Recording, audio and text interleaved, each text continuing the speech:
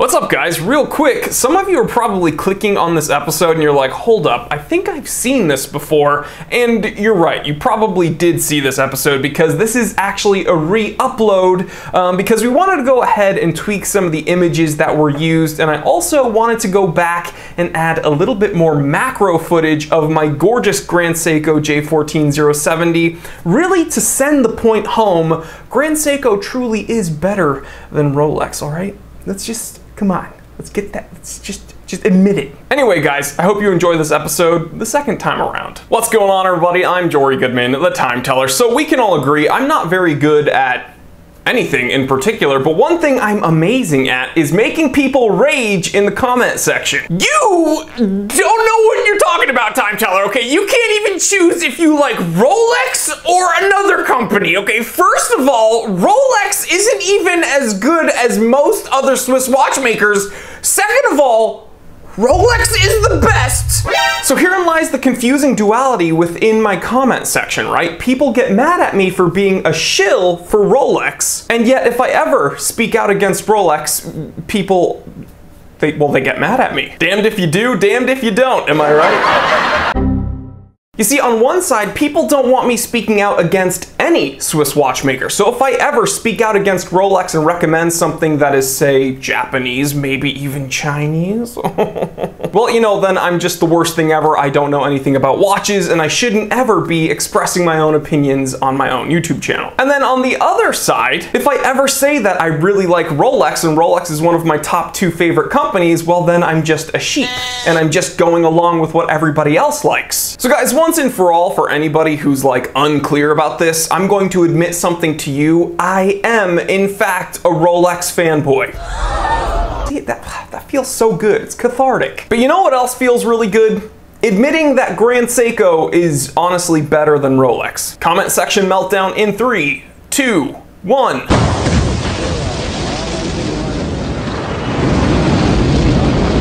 It's 12:06 p.m. Let's get down to business.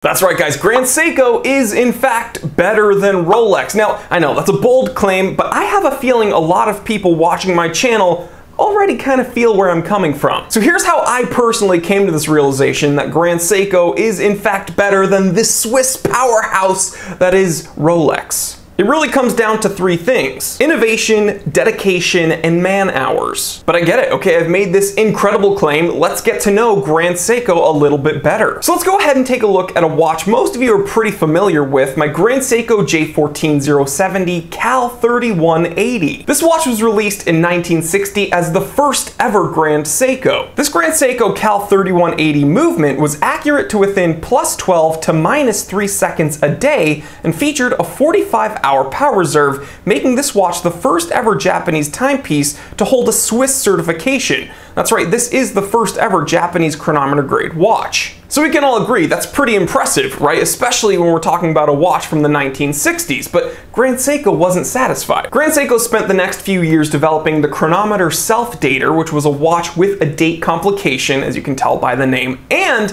an enhanced 50-meter water resistance rating. Then in 1967, which was a big year for Grand Seiko, they released their first ever Grand Seiko automatic, the 62 GS. Now I'm gonna read something from Grand Seiko's website, a really interesting quote about this watch. So they put a 4 o'clock crown on this watch to dramatize the fact that hand winding was not required. So again, they were very proud about their first automatic movement. A year after that, in 1968, Grand Seiko developed their first high beat automatic movement, 36,000 BPH. This watch was known as the 61 GS. And guys, this was a big turning point for Grand Seiko because I believe this is kind of where Grand Seiko transitioned into the company we know of today. You see, Grand Seiko throughout all this time was applying innovation, dedication, and man hours, and then again in 1968 they came out with the 61 GS VFA, one of the most prolific watches that Grand Seiko has ever introduced. You see, this 61 GS VFA was capable of ±1 minute,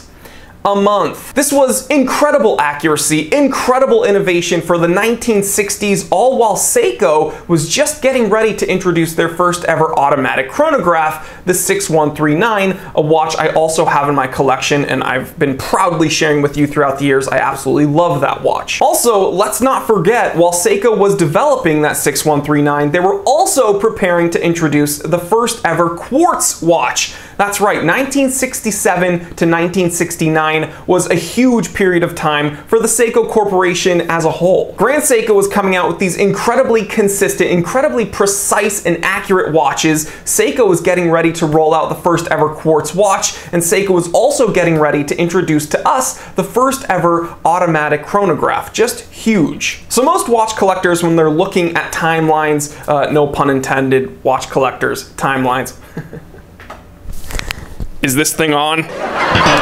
But seriously, when most people are looking at the history of watchmaking, they kind of feel like Grand Seiko just went away during the quartz crisis, and that's not actually true. Contrary to common belief, Grand Seiko was still quite active during the quartz crisis, producing really precise watches. But people are accurate in saying these Grand Seiko watches during the quartz crisis did not gain as much traction as their older brethren. But fear not, this was merely a bump in the road for these determined, stubborn Japanese engineers. So here's where I'm gonna go ahead and get in trouble for mispronouncing names that I am unfamiliar with. I'm sorry. In 1977, a gentleman with the name of Yoshikazu Akahane, I hope I said that somewhat okay, he decided there was no reason a mechanical watch couldn't be as precise as a quartz one. And here's really where we start talking about dedication, innovation, and man hours. Yes, I said man hours. More specifically, 20 years and over 600 prototypes later, the very prolific spring drive movement was born. Now, the Grand Seiko Snowflake might be the most famous Grand Seiko with the spring drive movement, but it was not the first. In 2004, the 9R6 series came out, and it was the first watch to have that spring drive movement in it. It was capable of ±1 second a day. Now guys, hear me out. I love Rolex. I'm actually wearing my Rolex Explorer 2 16570. As I've said many times, this is one of my everyday watches that I keep on my nightstand. Rolex watches, for the most part, are incredibly consistent. They're tough, they're durable. You know what you're getting with a Rolex. But I also know what I'm not getting. I'm not getting the same quality or quantity of innovation, dedication, or man hours when it comes to the watches being produced. The finishing, the detail, the sheer love for their own craft. Rolex watches are probably more precise than we give them credit for. I know a lot of people that just think Rolex is all marketing.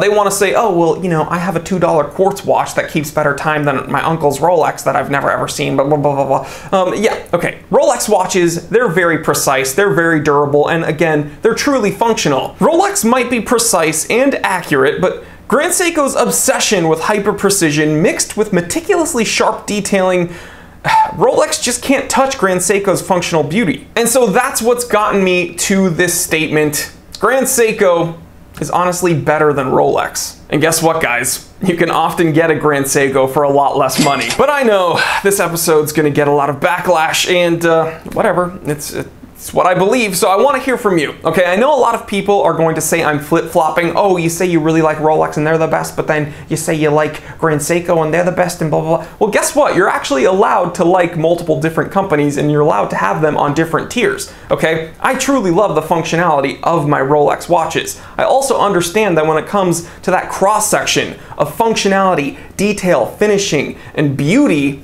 Grand Seiko kills it. And you cannot overlook Grand Seiko's consistent innovation. It's just so impressive, and I wish they honestly got more credit. But what do you think, guys? I'd love to hear your opinion. Please leave me that comment in the comment section. We can kind of debate there. Please try to keep it civil. I know there's going to be people on all ends kind of going after each other, but let's just try to, come on, keep it PG-13. But yeah, if you have any Rolexes or if you own any Grand Seikos, I'd love to hear your experiences with both. If you own both, again, I'd absolutely love to hear your opinion on where these watches lie next to each other. And just, again, from my perspective, I own a few Rolexes. I'm lucky enough to own the first ever Grand Seiko. As kind of a Seiko fanboy, owning that watch was just so orologically significant. It was just a no-brainer for me. But yeah, I see the benefits of both watches, and I also can honestly see where both watches do well? But leave me that comment, guys. Again, I'd love to hear your perspective, and yeah, we can talk about it. But guys, if you're new here, if this is maybe your first time visiting this channel, welcome to the channel. If you learned something new and you like what you see, please consider hitting that subscribe button and hitting that bell icon so you don't miss out on any of the content we do here. We are doing 4 pieces of content a week for the majority of people here, and then if you want to go above and beyond and be a channel member, you get an extra 2 pieces of content a week. So that is 6 pieces of content a freaking week for my channel members, $4.99 a month. And yeah, it's an incredibly good time because you get access to that Discord chat.